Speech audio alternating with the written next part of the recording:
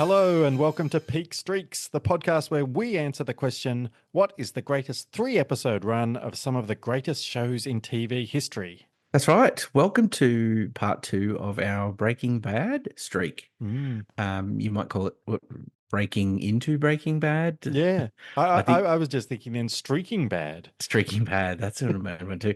I think the last thing we need is to rename this podcast again.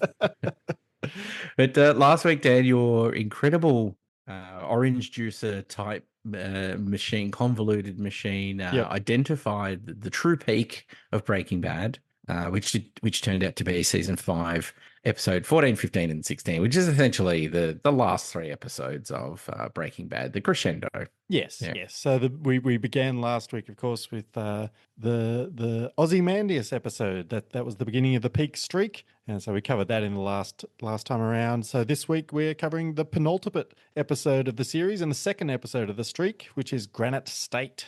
Yep, that's right. And Dan, talking about Ozymandias, very interesting news. So our homework for this week was to identify why Ozymandias. Have you noticed this, Dan? The Perfect 10 episode. We talked about other television shows that have nipping at its heels. Yeah, nipping at its heels. And what we learned was that it was the only show in 13 years to hold a 10 out of 10 perfect rating on IMDb. Great stuff. Yep. We recorded a whole podcast about it. Indeed. And wouldn't you know it, a little cruise past IMDb to do some homework on Granite State. And wouldn't you know it, Ozymandias has not slipped to a 9.9.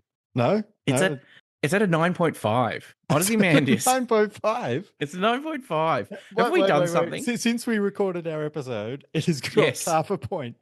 We haven't even released we have now because you're listening to the episode, but at the time we're recording this episode, we haven't released the previous episode. So we look like absolute fools. Well, you might have a different perspective on that by the time I go through, because I did investigate. And the other important thing that you said there, Dan, is that right now it's at a 9.5. It could change any minute. It could be 4.1 by the time we actually get around to releasing the episode. I wouldn't be surprised. I was completely baffled. What's going on? What is going on? It's held at 10 for 13 years. So I did some investigating, Dan. Would you like to see what I dug up? Yeah. So did people hack into our recording and say, we're going to make these guys look like idiots, recording several weeks in advance of their episode release?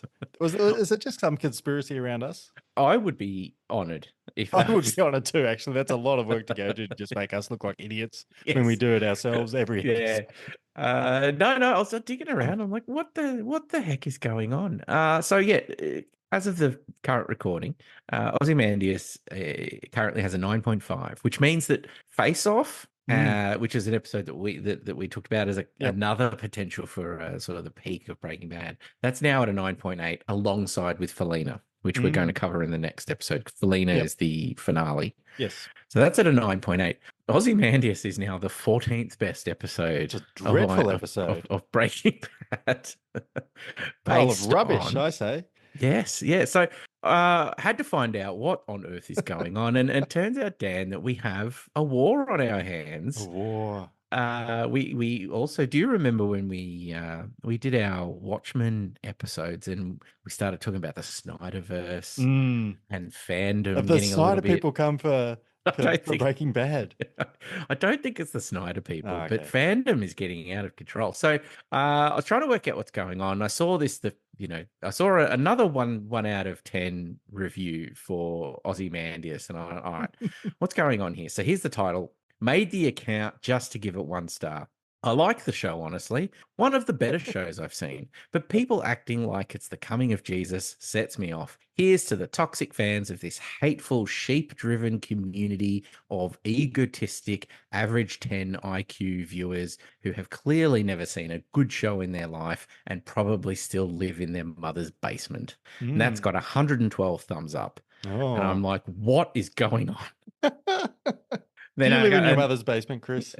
no, I think you could see while the shelves are covered in items that might suggest I live in my mother's basement. I do not. I live in a house. Yes. Uh, then I saw this other review. It's titled. It's a 1 out of 10, and it says, "I need good men, Sir Duncan." And I went, "Oh, hang on a second." So here we go. You're the ones who started this completely unnecessary war, review bombing another show just because you felt threatened about your precious top-rated episode. Now look at the consequences. Don't act shocked when people push back. You wanted a fight over ratings. Well, here we are. Valar So Morghulis. people with very busy people with important things to do in their lives. They're not Mhm. wasting their time with just randomly getting into squabbles over ratings of TV shows, right? I'm afraid so, Dan, because that review had 222 thumbs Of up. course it did. Uh, so I was like, okay, I think I know what's going on here. So I'm looking at all the other 1-star reviews, and the titles are "A True Knight Protects the Weak," "The North Mhm. Remembers," "I'll Take Sir Duncan's So Sir Side." Duncan is SER, right? That's right. Yes. SER Duncan for Sir Dunk. Mm. Winter has come for the Seven Kingdoms. Yeah. And I'm going, okay. Now I have not seen the new I Game of have actually. Thrones. I was You watching it. have. Yes. So I mean that's what's happening here, right? This is the what's the new series called? It's Knight of the Seven Kingdoms, I think. Yes. Something like Yep. that. So Yep. Duncan the Tall and then a little bald person. Yeah, I think his name is Egg. Egg. Is that right? Yes. Yep. Yes. And so I go, okay, we've got Breaking Bad versus A Knight of the Seven Kingdoms. Yep. And then this review here finally captures it all, right? So if you're a bit lost, Dan, here it is, right? So the title of this review is called Payback for A Knight of the Seven Kingdoms, 1-star review. Not because Ozymandias from Breaking Bad isn't a 10 out of 10. It absolutely is. It's brutal, devastating, executed with terrifying precision. Bryan Cranston delivers one of the most harrowing performances ever put on television. The desert fallout, the family implosion, the phone call. It's elite television. But 1 out of 10. This review isn't about quality, it's about fandom behavior. The Yep. second another episode of another show dares to sniff a 10, like A Knight of the Seven Kingdoms, episode 5, an army of Breaking Bad loyalists mobilizes like it's a holy war. Suddenly, 1-star reviews rain down, not because the episode is bad, but because nothing is allowed to touch Ozymandias. That's not appreciation, that's insecurity. Did you write this, Dan? It could Because well this have been me, yes. it's well worded. It makes sense. So yeah, sort of it goes on to say, so here we are, 1-star, not for the episode itself, but for the cultish gatekeeping around it. Consider it a mirror. Consider it performance art. Consider it returning the same energy. Ozymandias is phenomenal, a masterpiece, a landmark hour of television. But if other shows get review bombed for daring to share the spotlight, then congratulations. Today, the king takes a symbolic hit too. Balance restored. So there it Wow. is. Very normal behavior from very normal sets of fandom, I'm sure. Season 1, episode 5 of Night of the I Seven did see that Kingdoms. one, and that one was, if I recall correctly, and minor spoilers, I guess. It's a battle between Sir Duncan's group. It's one of those trials by combat where you're Yeah. accused of a crime, and instead of pleading your case with words, you say, "Nah, I'm just going to have a big fight instead." And they got a whole heap of their mates, so it was like 7-on-7, I think, in a big fight. Yep. And Yep. it was quite good. I quite enjoyed it. And You presumably didn't you that's didn't where it run all started. straight to I IMDb to didn't review run straight bomb? to IMDb. Maybe I could have restored the balance if I did. But I think based on that, it should have been 7 fans of that show, 7 fans of Breaking Bad. Take your arms onto IMDb. Just 7 of them should squabble it out and sort it out based on that. Yeah. So it's called In the Name of the Mother. Yeah. Dunk's medal is put to the test in the brutal trial of 7. Trial of 7. So Yes. 1,785, 10 out of 10 reviews, barely anything below 9. So it holds a 9.6 at the moment. It's Also, it's winning the beating war. Breaking Bad. It is winning the war. And then I thought, well, I have to. How did this all start? Right? Like if they've aired the episode, it's got all these amazing reviews. It's sniffing a 10 out of 10. So I found one of the first reviews here from Robot Fighter 25. Yeah. Gus Fring sends his regards. Worst show since the Kardashians. Abominable characters and plot. Not a single renowned actor. Game of Thrones from Timu. Number 2 after House of the Dragon failed epically. We all know Breaking Bad is the greatest show ever made, and the Game of Thrones universe doesn't even get close. The Wire, Succession, Mad Men, and Sopranos are greater than your Lord of the Rings copy. Oh God! And if you'll humor me, Dan, finally, A Call for Peace. It's a Sense, one out of someone talking sense. Is this a it's a one Sopranos fan or something? it's a 1 out of 10 review. Yeah, a very common way to call for peace. In the name of Ozymandias. Ridiculous you guys downrated it to a 9.7. So things have old shifted news. since. Come on. Yeah. Like seriously, I know that Breaking Bad fans started it first, but why downrating an episode which at least deserves a 9.9? You downrated that to a 9.7. After this war stops, I'll definitely rate this episode a 10 out of 10. Let's both fandoms stop this review bombing and rate them honestly, not under influence of ego. So there you go. A call for peace. With a 1 out of 10. Yes, I will. I'll try and keep an eye on the great ratings we've got war. to keep track of this. This is important stuff. Yes. I feel again. I hope we haven't. I hope we didn't start it. I hope we didn't. I hope we didn't start it too. But if we did, we'll throw ourselves on the mercy of the IMDB courts. And if that doesn't work, trial by 2. Trial will do. We'll do our best. You bring your dogs, I'll bring mine, and see what we can do. So that was our homework. For this week, Dan. Completely destroyed. That's very good. Very good behavior. Let's we'll keep an eye on that. But we are here to talk about Granite State. If you're happy to, Dan, we'll kick in. Yeah. Let's leave this review bombing war behind us and check into something much more sensible.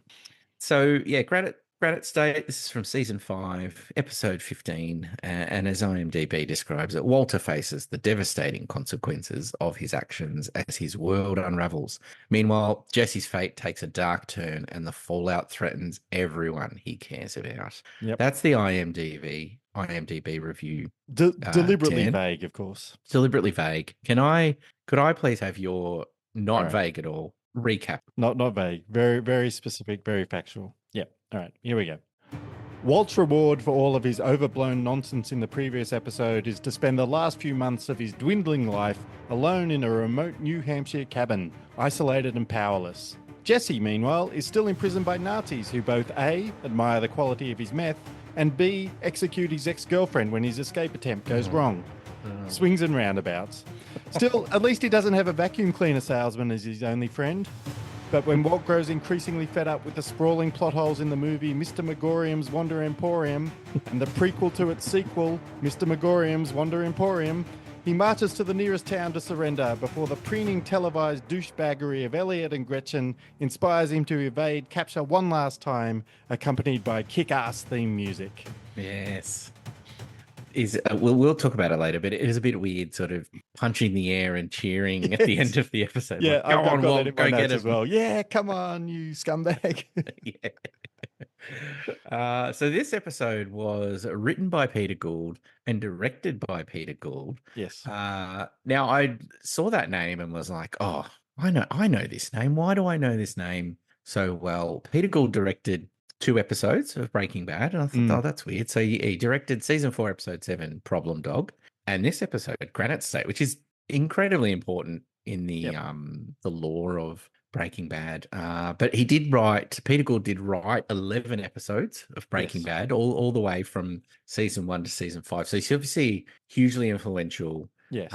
Even just about the main story and the thrust of the whole universe, because and I realized why I recognized his name so much is because he has a created by credit for Better Call Saul. Yes, yeah. I think he was the actual driving force behind Better Call Saul. Vince Gilligan put his name to it, but said, you can run this one, Peter. Yes. Is my understanding. Yeah, just as much his show as Vince Gilligan's. I think there is we'll talk about this next week, but I got caught in a rabbit hole of watching Breaking Bad actors winning awards, and I wanted to see Bob Odenkirk win an award, and he refers to Peter Gould getting drunk one night and selling in Better Call Saul and then regret and going, oh shit, we actually have to do it now. Yeah. They signed off on it. So yeah, so he created Better Call Saul, directed 5 episodes, and he also wrote and directed a whole bunch of Breaking Bad minisodes. Did you know about the minisodes, No, I Dan? don't think so. I mean, I know about the Lost Yeah. minisodes, but I'm Ve- not sure I know about the Breaking Bad ones. We're in real kind of lost territory here. I think if you had the DVDs, you would have found them. They're all on YouTube. But Peter Gould wrote and directed all of these little mini-sodes. A lot of them are from season 2, Hmm. and then some of them from season 4. The ones in season 4 are basically just more Better Call Saul ads, just Right. sort of more fun Yeah. with Better Call Saul. But in season 2, there's all these little mini episodes, and it's from that period of Breaking Bad where it was still quite like it was a colorful show, Mm. quite a bright palette, and it's the wacky adventures of a high school science teacher who becomes a drug Yep. lord. So Yep. in the minisode, you've got like Walt and Badger breaking into an old lady's house. Okay. To so Walton Badger. Yes. So Walt enlists Badger because Skylar has sold their vacuum cleaner at a yard sale, and Walt had been hiding money in the vacuum cleaner. So they have Right. to go and steal it from this old lady. It's Hijinks like when ensue. it's hijinks. You've Mm. got Walt and Hank sharing a really sort of bonding moment on Hank's wedding day. Sort of get to see Hank's So they wedding stole that day. directly off Lost. That's Jack and his dad. Yes. Marie's confession. There's one where she addresses the kleptomania. I Mm. think if there was any kind of dropped Yeah, that narrative was the in one. Breaking Bad, that was the one. Yep. She talks about her kleptomania in one of those. And then there's a really excellent animated minisode called Team Really? Science. If you I don't remember, remember any of these, and I had all the yeah. DVDs. Remember how Jesse had his pastime was, drawing art, and there was this thing. Yeah. Oh, does this kid have more potential? Could he be an artist? Yep. And so there's this. It's quite. I don't know, what's the word? It's quite nice when you see it because it's his imagination. Walt is leading this team of science people, and Yep. his girlfriend is there with him, and that it's manga-esque. It's very, very interesting. If you look them up on YouTube, they're all there. Very, very, very easy to watch. I can't believe I've never seen these before. Yeah, check them out. You really fills in a couple of little plot holes, I guess, from Yep. the world of Breaking Oh, Bad. I mean, we learn how the kleptomania thing was solved. So that's very, Yes. very Yep. important stuff. And I was thinking about like this episode, Granite State, and Ozymandias before it, and Felina. They all have such high praise. Like there's so much incredible directing taking place, and it makes me think about these career TV directors. Like surely they had a crack at Hollywood at some point. Yeah. Like you have created such incredible television. You clearly know your way around a camera. The character work is amazing. For example, Jack Bender, who directed like 38 episodes of Yes. Yep. Lost. He does Sopranos. He does Game of Thrones. He's got like 75 Yep. TV directing credits all the way back to 1980, but he only ever had one cinematic release. All right. All right, Jack Bender, one cinematic release back in 1994, and that was Child's Play 3. The best Child's Play, though. The worst Child's Play. It's technically the lowest. It's just been rated. review bombed. No, it used to be a 10 out of 10. The lowest rated Chucky movie of all time was directed by one of the great TV directors.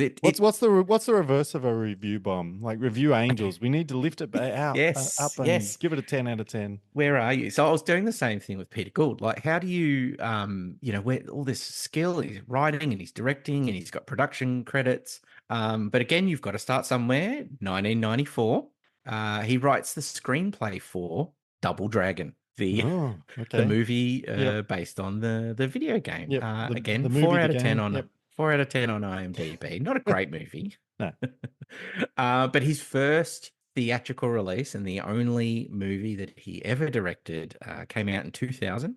Mm-hmm. It is a film called Meeting Daddy. And now I'm going to do another live send Dan a photo of the artwork. Right. So I've just sent Dan the VHS cover to Meeting Daddy from 2000. Okay, let me have a look at this. So who have we got here? We've got He's a relative nightmare. It's Lloyd Bridges, Alexandra Wentworth, and Josh Charles, and they're all in the bed together. That's right. This is an aspiring writer from New York visits his girlfriend's eccentric family in Georgia. This is Lloyd Bridges' last ever movie. Yes, he looks very old. That's right. Yep. Can you see that the happy couple are trying to be a happy couple, but They're there's trying to be a Lloyd happy Bridges. couple, but unfortunately, Lloyd Bridges is right in between them. So That's right. it's very, very disruptive to their Now, relationship. this is not to be confused with the other movie that came out in 2000 about Meet the parents. meeting someone's kooky parents called Meet the Parents. Yeah. So a poor A poor man's Meet the Parents is a poor thing indeed. That's right. So poor Peter Gould, he's had a crack. This it's got a 4.7 on IMDb. I would share the trailer, but cannot be found anywhere. I cannot Right. find a single second of this movie anywhere. It has no Rotten Tomato score. There are not enough reviews. Yep. So it's been review bombed out of existence, this one. Yes, that's right. So yeah, you've got Josh Charles from The Good Wife, Yep. Alexandra Wentworth. This was Lloyd Bridges' final ever movie. It's a gross out comedy about this weird, gross Southern family and this city slicker boyfriend who, wants to get engaged to his girlfriend, but he's got to deal with a wacky family. I found one review online, and guess what, Dan? Is his surname something like Fokker? Is it something borderline crude but not quite? I think in this one it's just fucker. I think Right, okay. They the didn't gross even out. go for Yeah, there's nothing clever in this one. I found a 1 out of 10 review. Right, Yep. the heading is: if you think vomit is funny, this movie is for you. I checked this movie out based on a review on this site. Please save yourself the time and trouble of hoping this turkey goes somewhere. A decent cast, ample budget, and a very unfunny story. Just terrible. But when the war is over, I will give it 10 out of 10. Yes.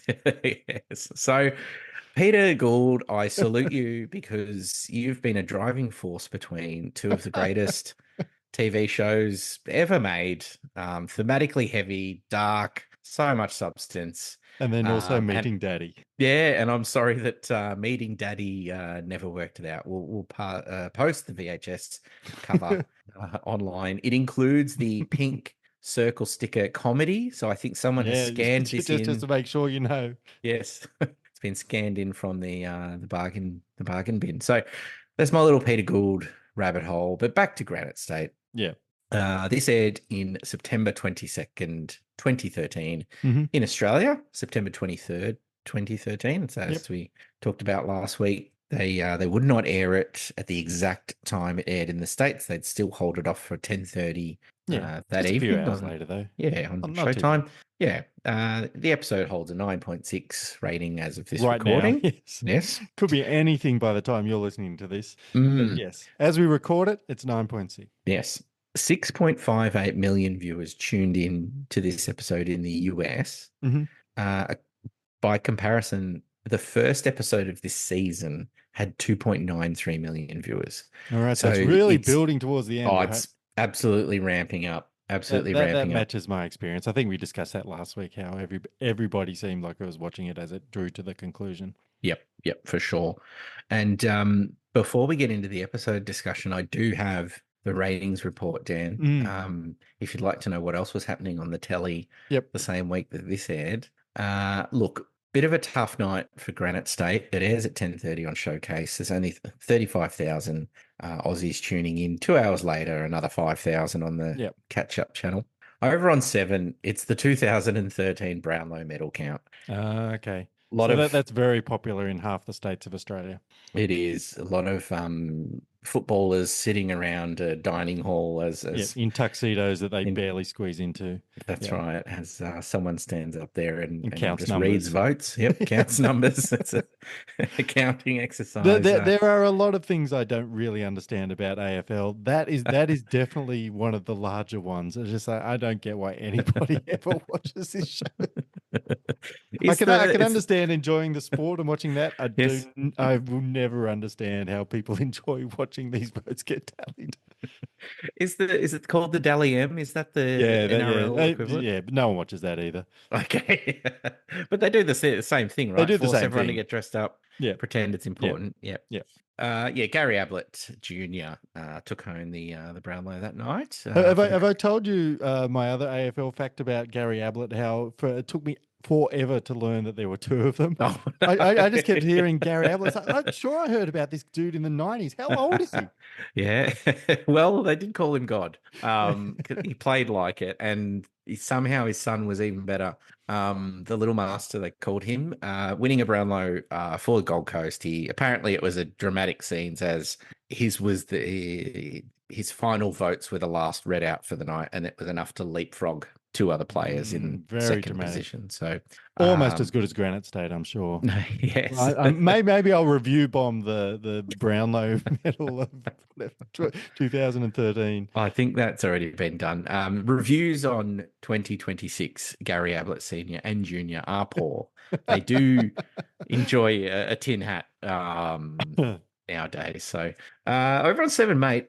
American Pickers, 70,000 people watching American Pickers. What's American Uh, Pickers? Is that this fruit is pickers? no, I think it's we suddenly became obsessed with porn, PAWN. Ah, yeah. So they're going around opening up old Yep, sheds and selling yep, stuff, and yeah. yep, yep. Over on Nine, it's a Big Bang Theory repeat, which is always good for 313,000 viewers. Yep.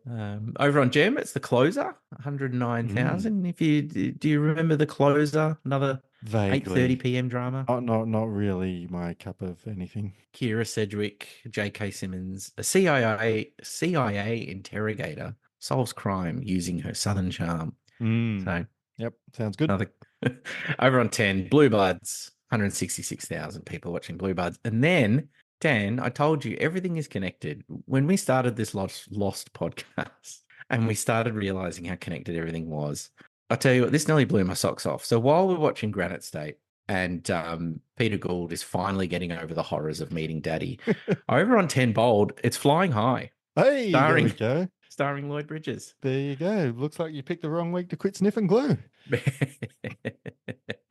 44,000 people with a sense of humor tuned into that one, although not to be beaten out by SBS Community aired at the same time, so you did have Community, the option. the TV show Community, the TV show on SBS. Yeah, made a move. It's like Seven really never gave it I had no idea the Community was ever on SBS. I think I only ever watched Community on DVDs. Yeah. Oh, that was it was a download series. Yeah. Or I would, somehow find it. Because if you tried following that show on Channel 7, who I think had it originally, it just moved around all over the place. You'd never see it. And so, you could get Community repeats on SBS. And there you go. And again, Dan, when I say everything is connected, we're talking about Ozymandias, very troubled genius. Yes. The man, Ozymandias from Watchmen. Walter White. Yes, another troubled genius. Troubled genius. Do we say troubled or arse? I mean, how? Yeah, whatever. Troubled, arsehole, whatever. Yeah. Geniuses with issues. Yes. And then so when I was reading about Community, I just kind of chuckled to myself because I was like, well, on one hand, I think Dan Harmon he was the creator. Definitely a genius, right? Yeah, very good writer. He of now Rick and Morty fame and many other shows. Has very publicly gone through all kinds of laundry has been aired. And then I think just now just recently a TV special or something on Chevy Chase. I watched that. He's you did? Yeah, he's a piece of work. He's Chevy. I think I knew his reputation and knew he wasn't the most cuddly man in the world. But he's arsehole is a word that springs to mind. Yes, and genius. Like you can't deny his comedy ability. Yeah, yes, arsehole, another arsehole genius. So that made me chuckle. Sort of coming across a couple more. Very, very clever people, but very, very hard to work with. So I think that brings us to the episode Granite State. Yes. Itself. Dan, did you get around to the podcast? I did. I did. I listened to the podcast. It was mostly Peter Gould himself, a Yeah. little bit of Bryan Cranston and Vince Gilligan chipping in, Did and he you know, mention meeting Daddy he at all? didn't mention that. No, No, okay. no. I did take a few notes as I listened, though.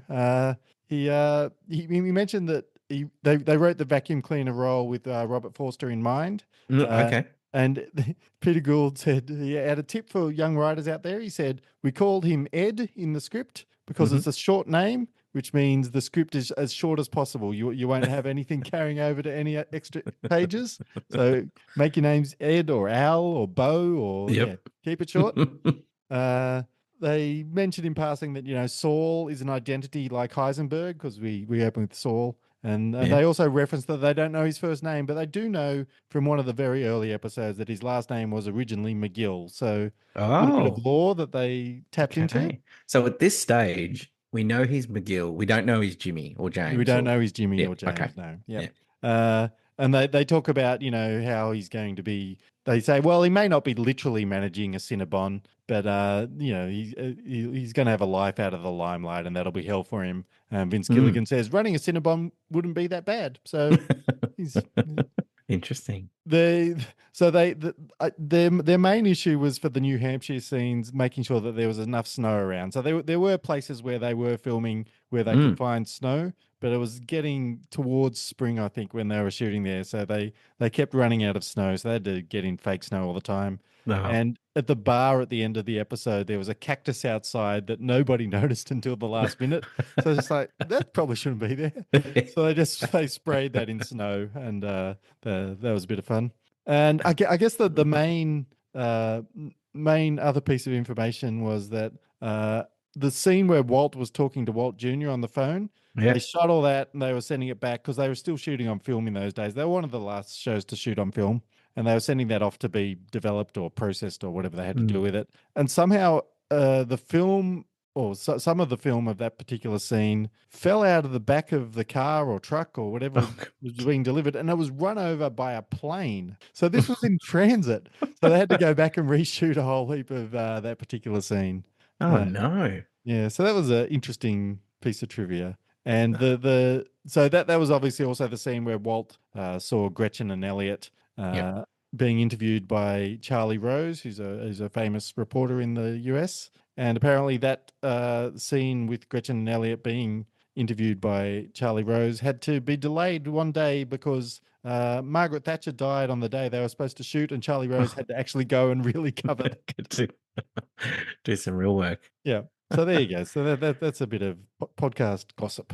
Yeah. That's great because so much of this episode takes place somewhere entirely different Yes. than what we've been watching for Yep. 5-6 years. Yeah. Yeah. It feels different. It looks different. It's isolated, and I don't know if you somewhere you wanted to start, but Robert Forster. Mm. It's such a like it's just this one episode, right? We got one episode. Yep. It's mostly a Walt episode. Yep. But and then they bring in this actor for just one role, and it's a very important role. And I love that these things can happen in a show where you go, okay, so there's Ozymandias where the shit hits the fan. Yep. Everything happens. Walter completely, his entire life is now the transition is complete. The family is gone. He's lost everyone.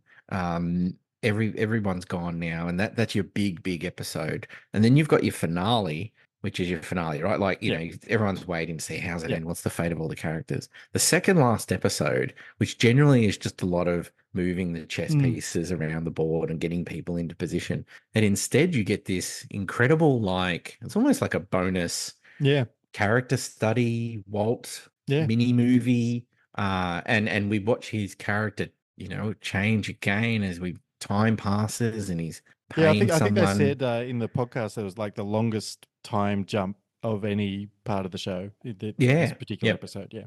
yeah, yeah. There's Robert Forster. It nagged at me when I first watched it. Like, why do I know that guy's face? And I realized that I think Jackie Brown is Yes. probably Yes. his most notable Yeah. role. Or alternatively, season 3 of Heroes, Yes. where he starred as Arthur Petrelli, the father of Nathan and Peter Petrelli, and where he Yes. could steal other super beings' powers. So that's probably where I recognized him from. Yeah, you recognize him from a lot of stuff because he, like in the Heroes example, he did 10 episodes. That's Yeah, kind of the longest time he spent on anything. He had 190 acting credits, and he would just do all these one-off yeah, roles yep, on TV, and so like I had to check, right? I was like, was he in MacGyver? He wasn't in MacGyver because he goes back a long way. yeah.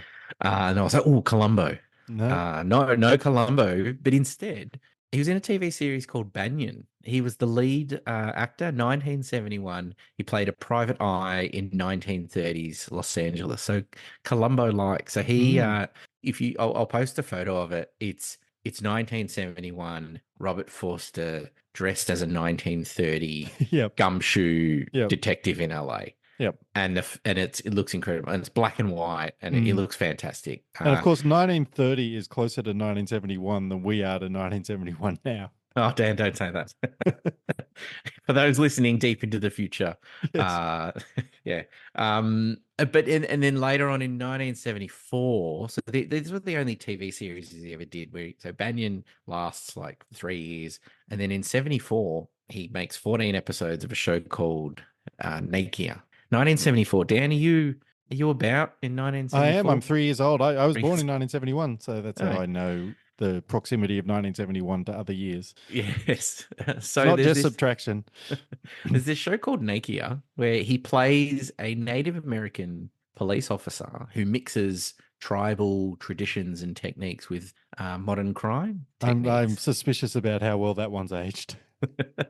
I was like, oh wow, Robert Forster, Native American, American No, Indian. I, no. No. He was Italian. Yep. But you can look that one up, Yeah. and I, I'm I, not I sure don't if think it's I'll be looking that one up. I think that one belongs in the past.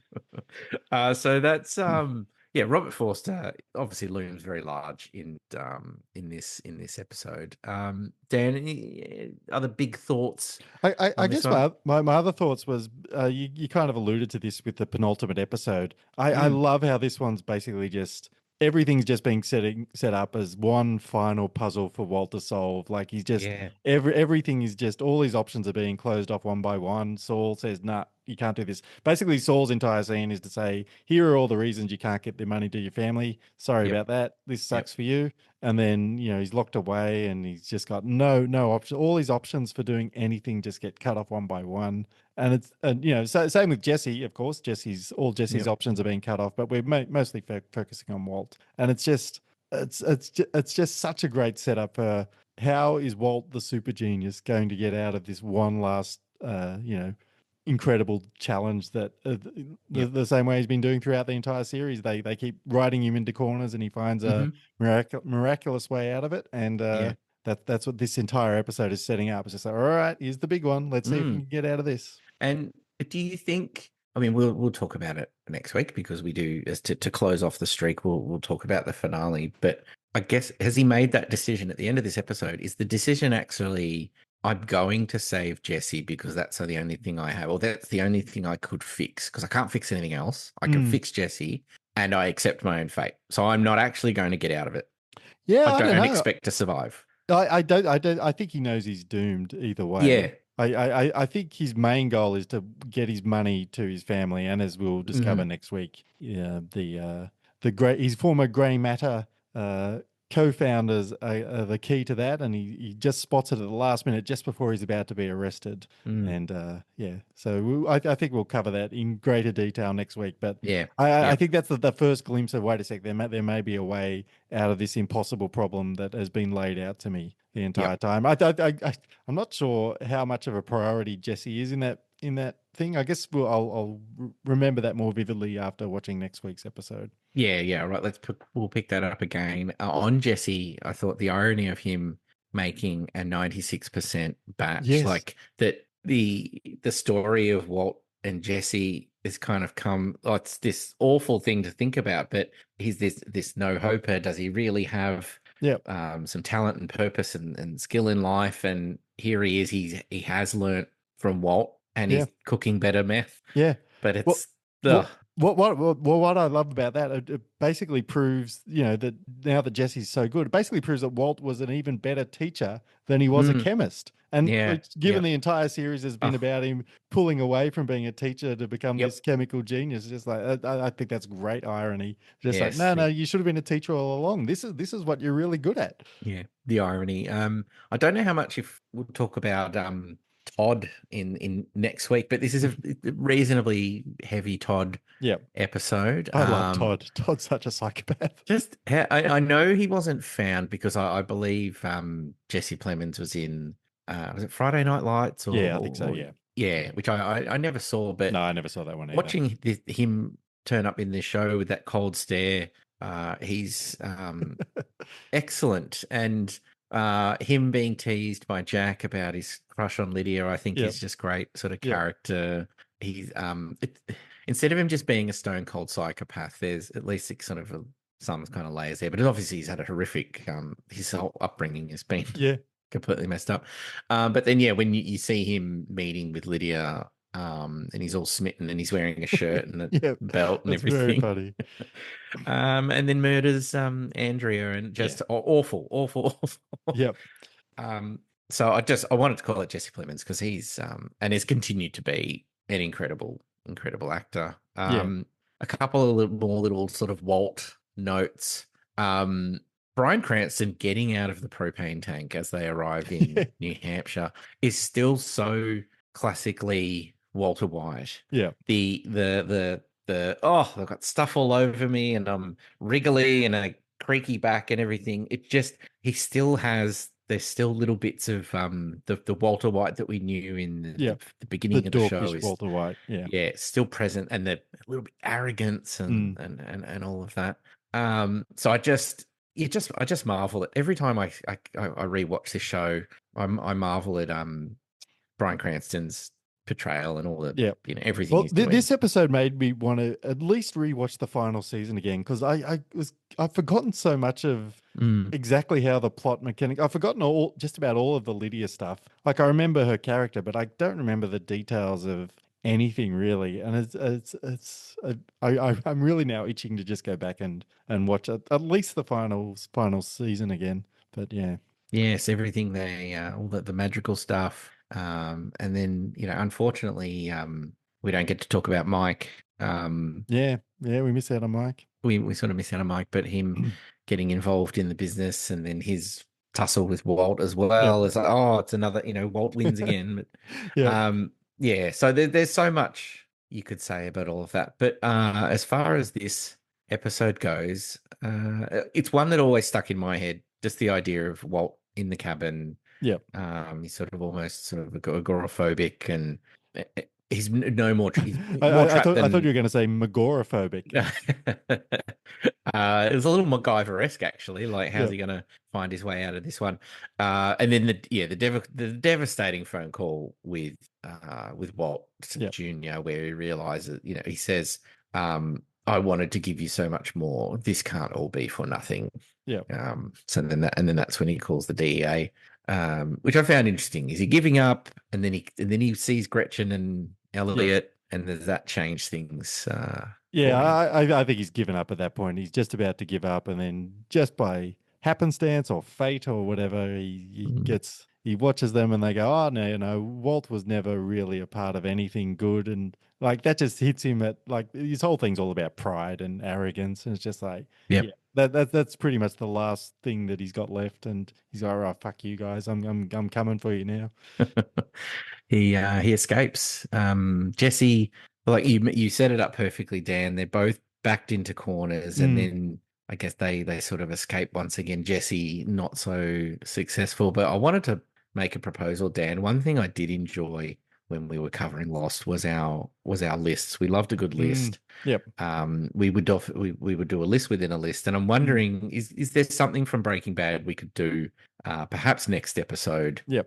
A bit of a list within a list. Any ideas Well, come if from the discussion here? Well, I think the Prison Break's the obvious one. Like, what are the best Prison Break TV show? Well, not counting Prison Break itself. That's too easy. But the rest, like what are TV shows or movies or books or comics or computer games or wrestling shows or Brownlow medals or Dan, don't tempt me. There are cage matches in wrestling. Yeah, They are well, there all you go. about escape. So don't tempt me. But fantastic idea, Dan. Yep. Give me some time to think about it. I'll bring you my top 5 prison breaks. That sounds great. Sounds good. Yeah, and of course, as we alluded to earlier, the theme music just kicking in right at the end there. Yeah. It shouldn't work as well as it does, but somehow it's incredibly cool. We'll talk about it next week. Cheering for people we shouldn't cheer for. But you do, right? Like he's given up. He gets pissed off at the Elliot and Gretchen, and then the music kicks in, and then it cuts to the police showing up, and then it just cuts to the bar with his drink still on the table, and it's just like, yeah, you go, Walt. It's like, why am I saying that? This guy's a lunatic. Well, not everyone thought that, Dan. Not everyone thought. Some people thought that it was going to end with Walt and Jesse cooking forever and just running, being friends, running from town to town. Yep. In a new van, having a great old time. Yeah. No, unfortunately not. All right, well, Dan, I think that sets us up really well for our next episode. We'll be back with Felina, the finale of Breaking Bad, and the end of the streak. The end of the streak. Yep. And that will be the end of our Breaking Bad coverage. Sounds good, Dan. Cue the outro. Thank you for listening to Peak Streaks. If you have any feedback, we'd love to hear from you. If you disagree with the data or reckon there was a better 3-episode run, or just want to share your memories of Breaking Bad, send us a note via email, peakstreakspodcast@gmail.com, or you can find us on the socials at Twitter or Blue Sky @peakstreaks. Are you the one who knocks? Come and say hello.